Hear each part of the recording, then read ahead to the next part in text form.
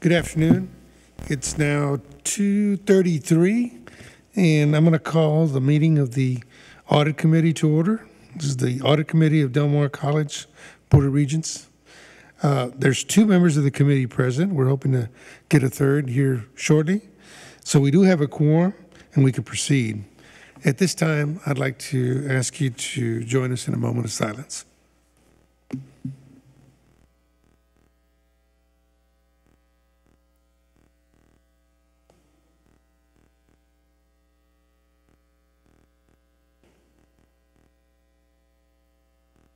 Thank you. Madam Chair, would you lead us in the Pledge of Allegiance? I pledge allegiance to the flag of the United States of America and to the republic for which it stands, one nation, under God, indivisible, with liberty and justice for all. Thank you.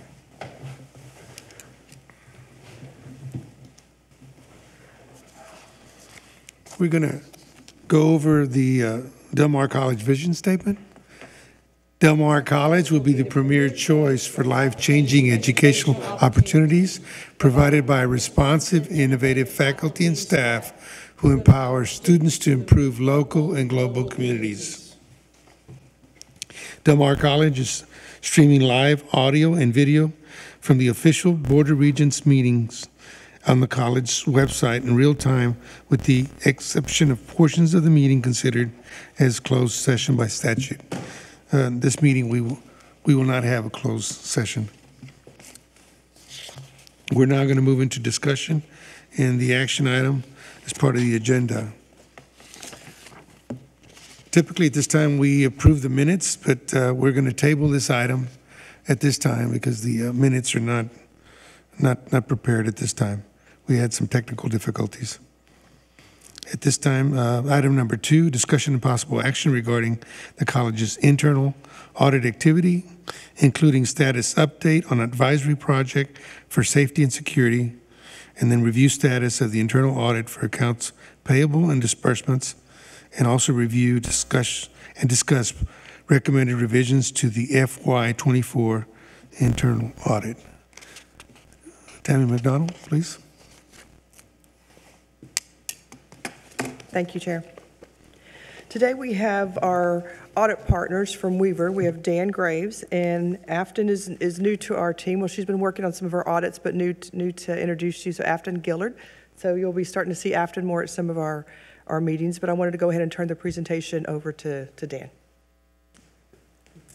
I'm sorry, can you say her name again? Afton Gillard. Afton? Afton. A-F-T-O-N. Yes, ma'am. Great, thank you. Yeah, Afton has been working on your stuff for a while now. You haven't ever met her, but she's one of our key seniors, and she participates in a lot of the audits. Great. And runs a lot of the day-to-day, and we wanted to be able to introduce you to her and her to you, and have her sit in on a few more board meetings coming up here in the future. So. Welcome. Welcome, yeah. Thank you, welcome. Well, first off, thank you for having me again.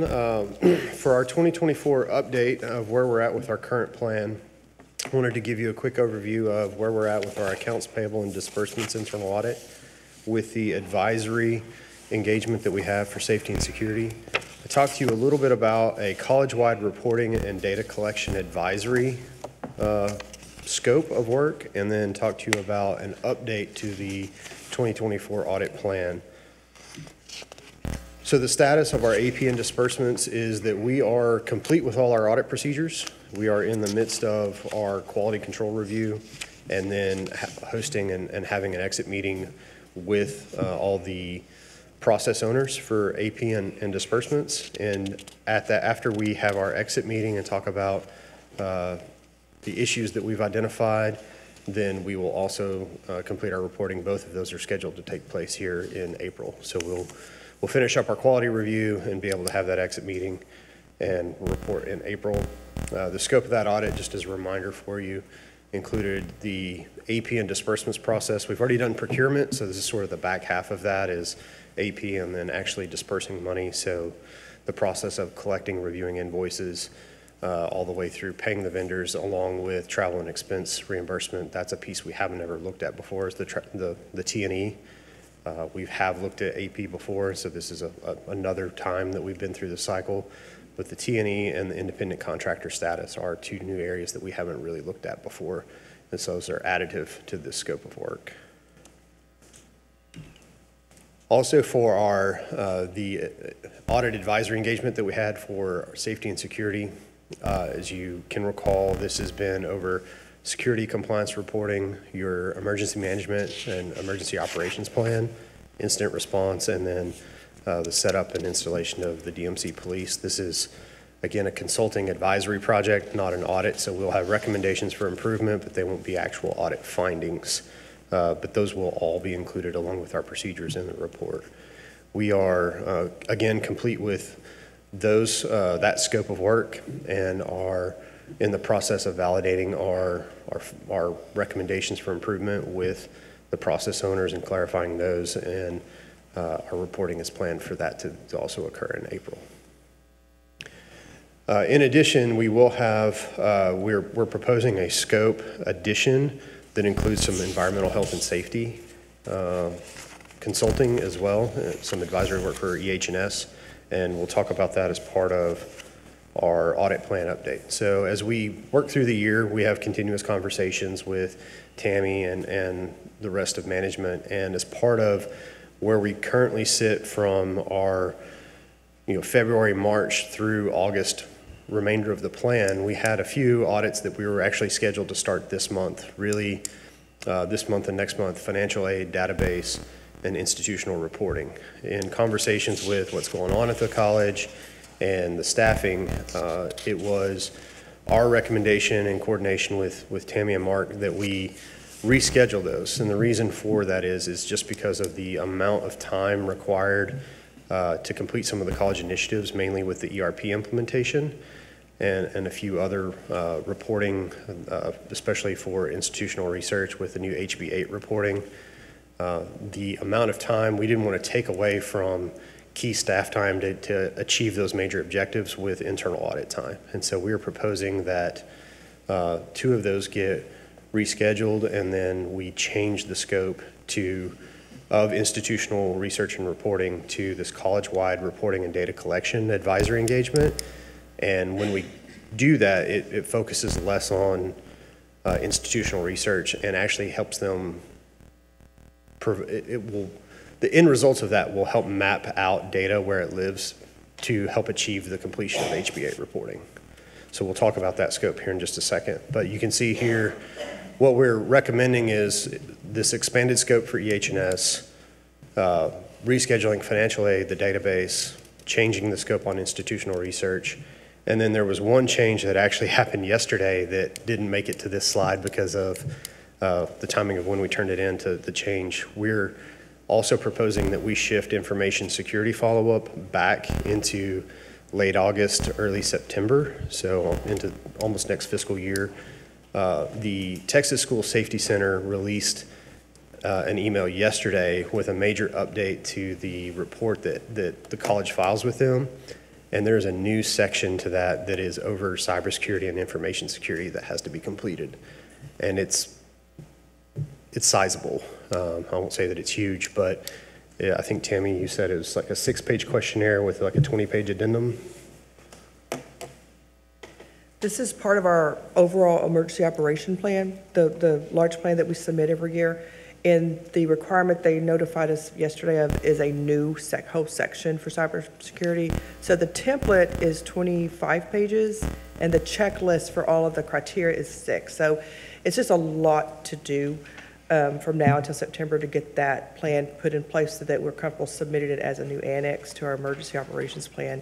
And we didn't want to add that pressure on to IT along with ERP and aligning what we need to do for HB8 requirements. So, Was that as a result of legislative change, or was that an administrative?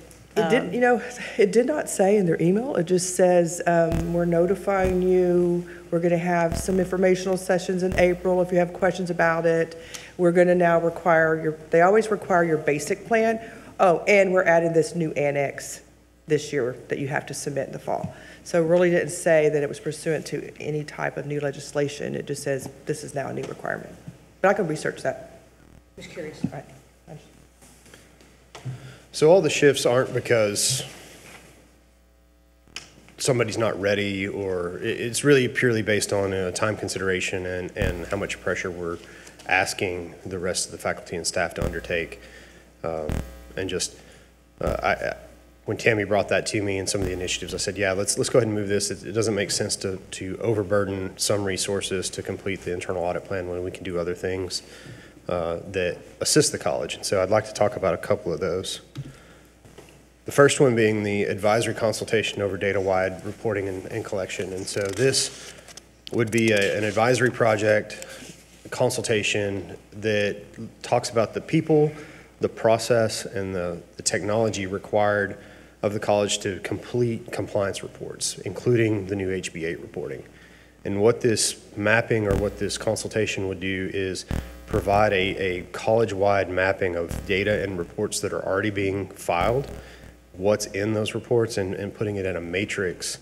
And in that matrix, we would identify those components of existing data and reporting that the college already has that complement and assist with, the compliance with HB8 reporting. So we've done this at another Texas college.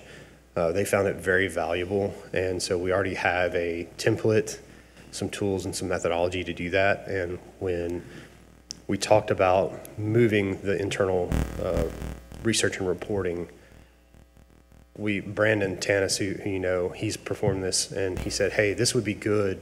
If we're going to move that and they're focusing on HB8 reporting, this would be very helpful and assistant. And so we brought that scope and that project to Tammy's attention and Mark, and they said, yeah, we think that would be good to help. And so we're proposing that not removing the institutional research, but changing the scope to be assistant and additive into helping the college get that done.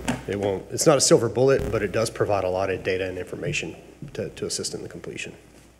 Does this mapping include kind of a gap analysis? Are there skills gap? Is there a technology gap? Does that mapping include a gap analysis? I'd have to double check on that. There might be some technology gap. Okay. I'm not sure about the skills piece, but I do believe, if it definitely highlights the data gaps, but then also, the technology used, and if there's gaps in that, it would probably identify that as well. And I had discussed this with our VPs, had a meeting recently, and to kind of view it as we all have our own decentralized requirements for compliance, things that we're required to report to the board. Like, Dr. Escamilla has to report the Title IX and SB 212 to the board, or things we have to report to the board required by TCOL, our law enforcement agency. So that's just a few things out of my area, plus a lot more. But there's also state, federal, things we are required to report to our governing body. So this would be pulling everything college-wide into one master matrix, one master list. Those departments are still going to be responsible for those functions. We will just now have a master list of, well, what is it? Who do you report to? What's it called? Where's the data come from? So as you have people leave or retire, it's not, oh, Tammy used to do that. Where did she get that data from? So it will be a very good tool, as Dan calls it, a very good comprehensive tool for us to use for that overarching compliance that a college is required to have in all those different facets. Other questions? And then, I mentioned the expanded scope for safety and security to include some EH&S. So one of the things that was brought to our attention as a place that we could provide some additive assistance also is in your current emergency operations plan that we've looked at as part of the safety and security advisory, there is a lot of references to departmental business continuity plans. So it says the EOP, you read through it and it says, yes, refer to the departmental BCP.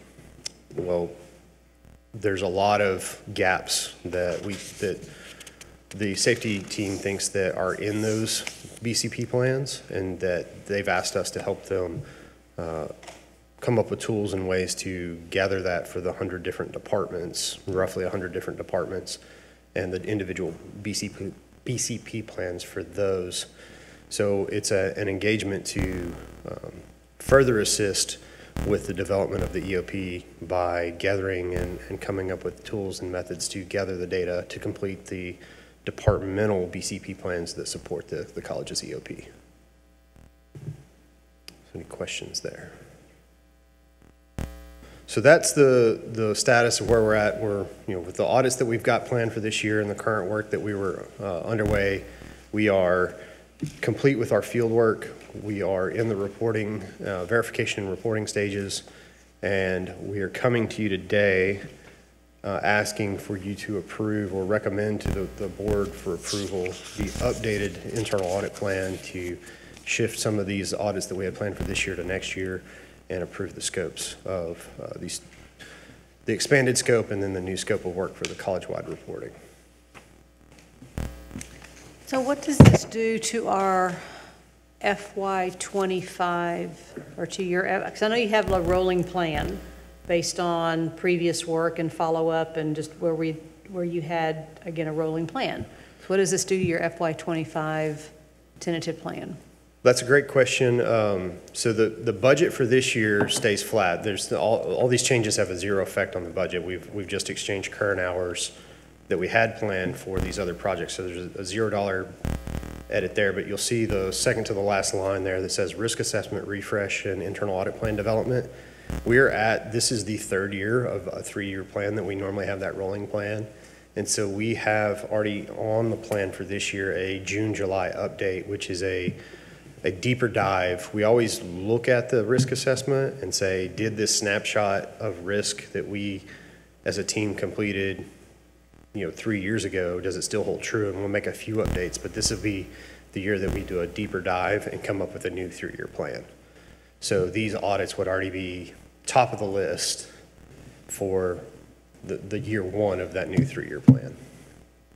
So it doesn't push or change any of the plan we already had for 25.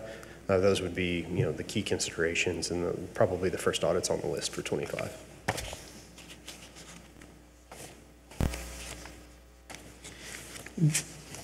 Couple of questions I've got, and then some of them stirred up by the question Carol asked. Are there any items that are slipping to next year that we see as maybe being critical to information we need this year, or anything we have a concern of at the present time that we're not going to get a chance to look at till next year? So from my perspective, I wish they were all engaged and moving forward. It's just we're being judicious with the time, given the people's the efforts with all the projects that we have out there. And when we discuss these, does it push it out? Does it affect the budget? It from a budgetary standpoint, it affects it minimally. The recommendations to move it out is kind of a sigh of relief for the college. The research office, you don't think that you don't know if you don't operate with the research office on a day-to-day basis like we do, and you realize how overwhelmed they are right now, providing them, as an example, providing them relief is much, very well received, shall we say. We've got to watch out for them. That's the best explanation I can get to a response to your. Well, quite frankly, haven't gone through several software conversions or upgrades in the time that I've worked in private industry. I certainly understand your staff being overtaxed, and the top priority has to be getting the conversion over with and running smoothly. So you have to. Well, that and Mr. Chair, HB8 right now. Yeah. Well, I think that what the proposal to incorporate some of the things that we're going to have to report into our activity, I think is I'll say, looking forward, looking into the future, and I think that's going to be money or effort well spent. I think. Right, to help us align with the guidelines that are coming out of HB8. Yes, sir. To answer, one thing is look at the ones we're shifting. Look at financial aid. Financial aid had an audit a few years ago, and it was complete, and they are satisfactory, and that audit was closed out. This was a bring it back because it's been a couple of years. But financial aid is part of this new ERP go live this summer. So their processes, once it goes into a new system, are also going to be changing. So it kind of made sense to push them out not only because they're a big part of this Go Live initiative, but because processes could be changing too because of the new ERP. Of course, ERP makes sense because it's not operating as a Go Live right now. It's operating, but not as a Go Live. So of course that makes sense to push it out because it's not live yet. And then as you mentioned, and as Dan mentioned, the institutional research and reporting, we're doing a variation of that to help align ourselves. At the end of the day, it's going to help with a lot of compliance, but also will help, I think, IR better understand where the data is throughout the college for a lot of different compliance issues. So those, and it's moderate, the reporting one. And then on the bursar's office, this is their first follow-up. They just had their audit last year. And they had satisfactory, and there were some findings, but it's basically, instead of having this completed now, it could happen in the fall. So we're looking at a few months, pushing it out for a few months, not necessarily years. And the bursar's office is also part of the Go Live for the new ERP this summer, because they're a large part of that component for student services. So they're going to have some process changes too. So those are the ones we kind of looked at, and I talked over with Dr. Escamilla on the reasonings of picking these. And we had a good conversation about it, and like I said, I talked to my peers about that too, and this is what we agreed that would be best in the overall best interest for the college. No, I see all the, I see all the reasons and the benefits in doing it. One additional question, just for, I guess, for future reference. We go through the accreditation process every 10 years, I guess, or so, right? Is that correct? And we probably just went through that 2-3 years ago. It was shortly after I got on the 3 years, right? So, I mean, things like the software conversion or some of the audit activity that we do, right? That weighs into our ability to pass accreditation too, right? Yeah, one facilitates. Or the way we operate. Well, one facilitates it. The ERP and that sort of thing kind of facilitates the process more than, but proof that we are conducting audits from an operational standpoint. All this is evidence within the kind of the activities that take place for reaffirmation of accreditation. So all of this. The fact that we have the function, that we have the proof is really what they're looking for. Okay. So, and this is very, very deep data and rich proof of the process. Some of these audits directly relate to some of the reaccreditation principles, particularly financial aid. And then the ERP would relate to the college's ability to track and report financial information, which is another key aspect of the reaccreditation principles. Serves as great evidence. I said proof. Evidence is the actual word. Apologize, but I'm getting rusty after a few years. It's only been good guess. You had 2 years to brush up before your 5-year reporting. Yeah, so. we got the mid-year. We got the mid-year coming, the midpoint coming up in 5 years. So yeah, that's 2 years away. Yeah. Any other questions? No. So, Mr. Chairman, I'll make a motion that we accept the internal audit activity report and changes, and we recommend those to the full board. I second. Okay. And Mr. Carl is here just in time to help us vote. Aye. Timing is everything. Let the minutes reflect that Carl Krull has just joined us and ready to actually We're going to alter participate in our the. internal audit plan for the year. So we made some modifications and some changes, and they're all good. So we've got a motion and a second. All those in favor say aye. Aye. Anybody opposed? Motion carries. Thank you very much. Thank you.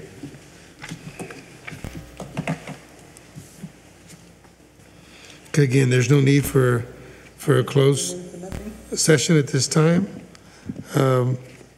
Calendar, do we have anything related to when we might need to have an additional meeting in order to meet our bylaw requirements? We have some.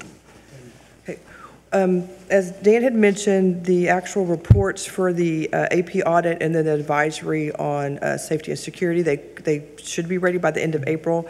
We think we could bring it to the board into the June meeting, but then you would need to have, do you want to have another audit committee meeting to go over the actual reports? And you would need to have that, at least 2.5 weeks before that June meeting. Because I know we're following the schedule we usually write, Dr. Smith, in July, we don't have the regular meeting, we push it out to the end of the month, is that The correct? end of the month for Probably. a budget workshop and any additional items we can tack on there. So that's the end of July. So we could do regular June meeting, but then we would have to have an audit committee meeting probably that last week of May, which is, I know, rushes into Memorial Day weekend that week. Or we could move it to the July meeting, which is toward the end of July, and tack that on to the workshop if you would like. Bring it back then. That's late July. Okay. 27, 28. July is, June is like this, it'd be the second. Yeah, that's early in the month. I think it's like the 9th, isn't it, or the 13th? The 11th. The 11th. So, yeah, backing that up 2 weeks, and then backing that up 2 weeks. So, yeah, I mean, you're probably 6 weeks away from having to have another audit committee meeting if you do the meeting in June. But July, I think, is it the 23rd? July 23rd. It's earlier than I thought. So July then? Okay, July 23rd. So if we go ahead and establish that we'll bring this to the full board on July 23rd, then we'll push out some dates. I'll get some dates, and we can ask Ms. Pettis to send those out to you to set the next committee meeting if you would like that. Okay, that would be great. So that would be, you're looking at probably maybe second or third week in July? Look at those, if you'd like, First week look in at this July, date is the now. week of July 4th. Yeah, I know, that's right. That's what I was thinking too. So July 23rd is a Tuesday. Yeah, I mean, honestly, it would have to be the week of July 2nd, because we try to have it. Nope. That's 4th of July We week. could, because let's see, we could do it the week of July 8th. That's probably So the 9th, better. the 9th, we already have a budget workshop scheduled. Oh, we So do. the audit committee could meet before or after Yes, that would the be a good budget idea. workshop. Don't you think? That would be good. The 9th. July 9th works, okay. July 9th work for you guys? Yeah. So we'll nail down the time a little bit later. Is that okay? Okay, thank you. Right. Any additional items for discussion? If not, we're adjourned. Thank you.